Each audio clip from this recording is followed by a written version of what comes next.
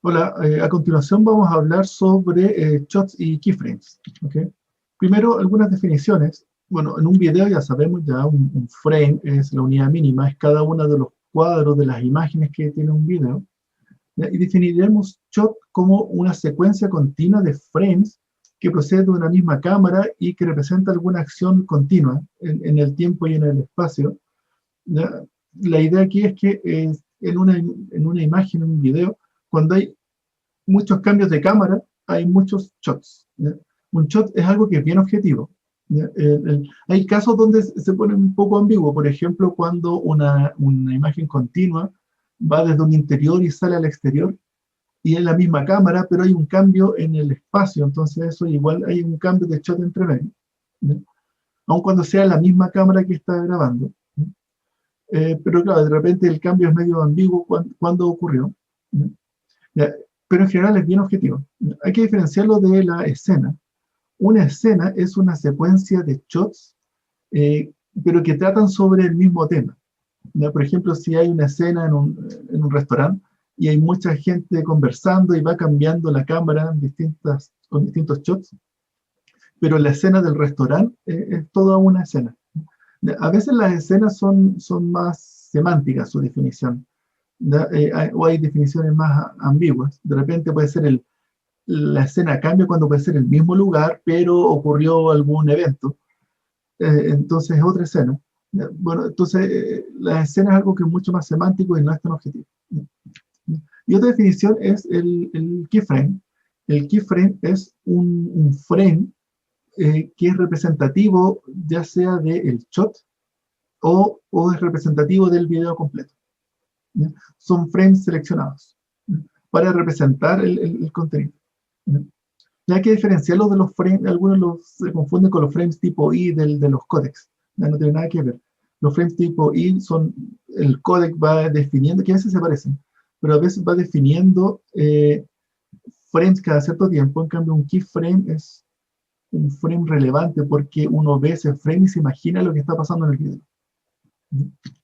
Bien. Para detectar los shots, el primer trabajo consiste en detectar los límites de los shots. ¿Ya? En general, la idea es que un shot, como es una secuencia continua de una misma cámara, todos los frames dentro de un shot se parecen entre sí. ¿Ya? Y cuando hay un cambio de shot, el frame cambia mucho, es como evidente que cambió. Entonces, en general, los algoritmos de detección de shots son como buscar imágenes similares. ¿Ya?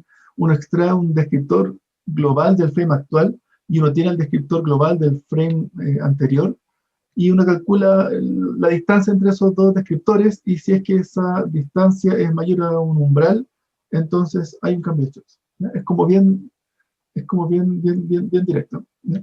Y en este trabajo, esto de detección de shots fue un estudio de investigación, pero hace mucho tiempo ya, hace más de 10 años. Pero si uno quiere ver algunos papers, hay varios resúmenes. Es algo que actualmente no se investiga porque es muy fácil, en realidad. O tampoco es un objetivo final. Uno siempre entre medio tiene que detectar shots, pero nadie quiere detectar shots por detectar shots. Bueno, aquí voy a mostrar un ejemplo eh, con algunos videos del dataset de la tarea 2. Aquí está calculando un descriptor de la imagen, convertirla a gris y dividirla a 10 por 10. Y, y es el descriptor, el vector de dimensión 100, y calcula la distancia con respecto al frame anterior. Y si es que eso supera cierto umbral, entonces se reporta que hay un cambio de shot. Aquí está mostrando en el eje vertical la distancia, ¿ya? Para cada frame, ¿ya? Y bueno, ahí se va a ajustar la escala. Ahí hubo un cambio de shot y esa fue de su distancia.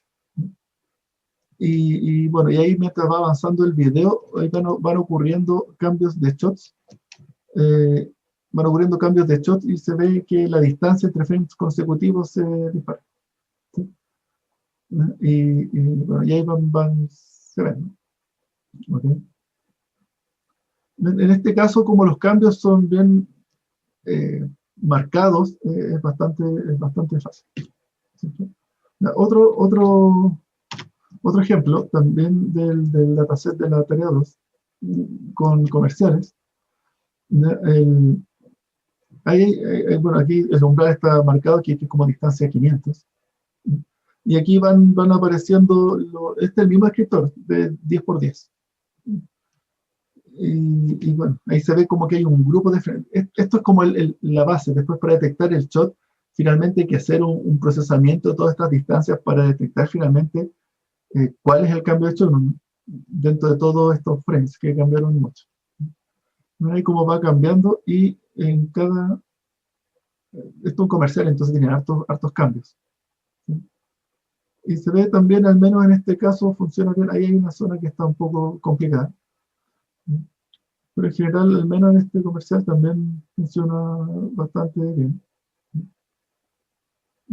La idea de que uno hace estos shots es porque después uno, como la secuencia de shots es muy parecida entre sí, uno reduce a un solo frame por shot, por ejemplo. ¿No? Y eso es algo que uno normalmente hace. El único problema con detectar, extraer frames por shot es que los shots son de tamaño variable. ¿No? Y a veces eso no complica después el método de detección. Bueno, se ve que para ese comercial también funcionaba bien. Bueno, lo vamos a dejar hasta ahí. Ok. Bueno, entonces dentro de los trabajos de detección de shots, aquí un breve resumen de algunos papers de esa época, era que unos proponían hacer diferencia de frames con distancia L1, que es exactamente lo que les acabo de mostrar. Otros trabajos que un poco más elaborados dicen que definir un umbral de cambio de píxel. Cuando usualmente los píxeles cambian, pero poco, pero si es que el píxel cambia por sobre un umbral, entonces se dice que ese píxel cambió. Y luego cuando una cantidad grande de píxeles cambiaron, una cantidad grande definido por otro umbral, entonces ahí uno dice que efectivamente hubo un cambio de shots. Otra idea. Y para evitar esto, es un filtro gaussiano para evitar el efecto del ruido. Otro dice, otra idea dice dividir cada frame en zonas y calcular la media varianza por zona del frame gris. Y cuando las zonas se alejan de su media, entonces hay un cambio de shots. ¿Okay? Y otro paper hablaba sobre calcular histogramas consecutivos y dividiéndolo en 4 por 4 zonas. ¿No? Uno calcula un histograma por zona y dentro de esos 16 histogramas eliminamos las 8 zonas con más cambios, porque siempre van a cambiar, siempre hay movimiento. Y cuando las 8 zonas de menor cambio en su distancia superen un umbral, ahí hay un cambio de shot. Es decir, las zonas que cambian poco, cuando las zonas que cambian poco, cambian mucho. Ya, eso sería un cambio de shot. ¿Okay? Bueno, ya eso eran un par de ideas para detectar shots. ¿Ya? Y lo otro es empezar a hacer correcciones, porque porque se pueden dar falsos positivos y falsos negativos, es decir, detectar shot cuando no lo hay. Hay algunos casos, por ejemplo, donde hay fotografías con flash o pequeños brillos, ¿no? Donde viene como un frame blanco y luego vuelve, pero vuelve a la misma escena anterior, ¿no?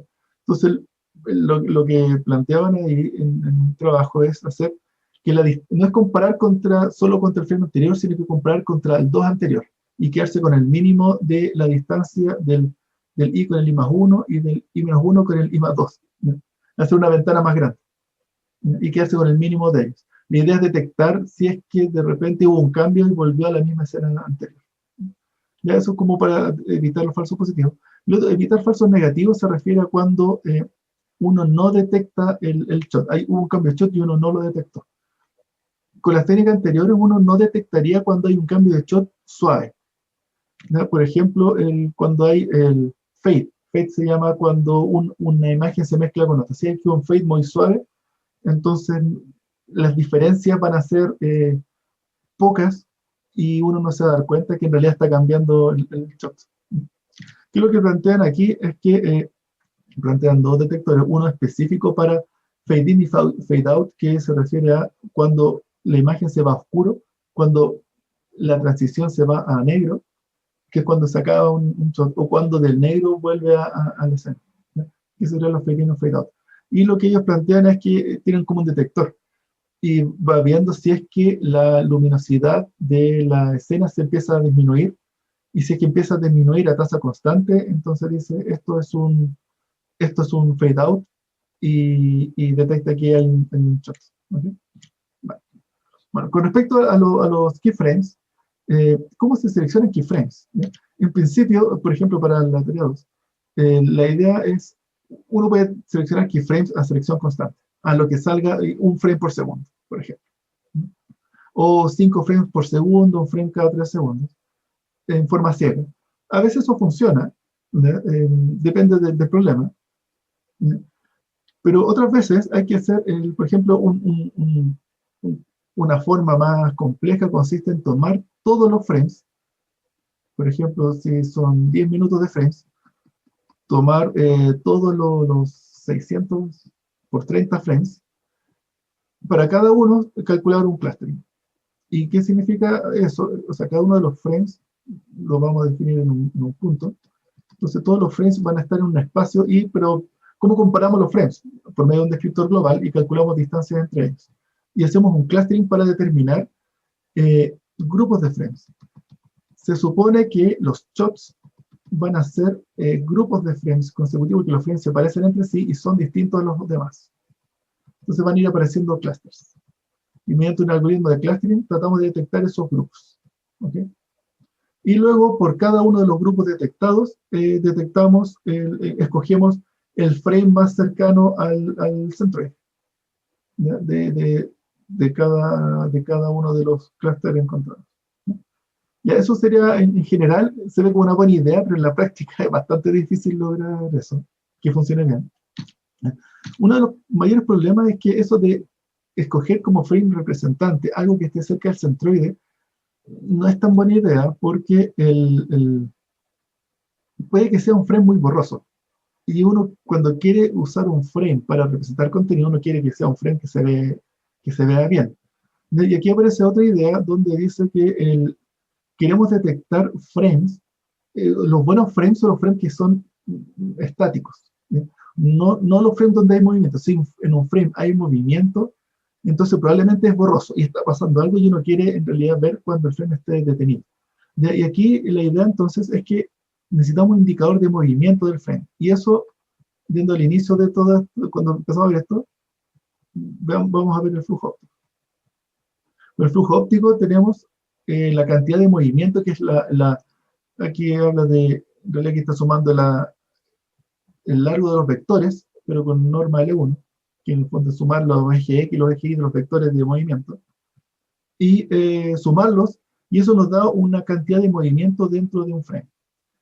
Y entonces vamos a ir viendo dentro de una secuencia de frames su cantidad de movimiento, y nos va a aparecer un gráfico, y vamos a ir escogiendo los mínimos locales, que supone que son los frames estándar. Aquí saca como ejemplo una película, en La Máscara, y dice que son buenas ideas escoger los frames que son mínimos locales, porque la imagen está detenida y por tanto se ve claramente el contenido. Eso es una buena idea. Y aquí había otra idea donde dice que si uno quiere representar el contenido de un shot, a veces en los shots hay panning, que es mover la cámara, y probablemente con zoom. Entonces dice aquí que si uno va fijándose en el movimiento de la cámara, uno puede ir traslapando para tratar de entender cuál es la escena global, y uno se trata de quedar con el frame más que abarque más contenido. Y para hacer eso uno tiene que ir calculando intersecciones. ¿No? Intersecciones entre frames, y es el frame que contiene a más de los otros frames. ¿No? Ya bueno, otra idea. Y aquí hay otros papers que tratan de ver cómo calcular frames, keyframes. ¿Okay? Bueno, para finalizar, aquí hay un poco de bibliografía. Muy recomendado leer, si le interesan los códex, dar una revisada a este libro, uno de los pocos libros que habla de códex y del H264. Y este capítulo es muy interesante también de OpenCV, donde explican los algoritmos de flujo óptico. ¿Okay? Gracias, quedamos hasta acá.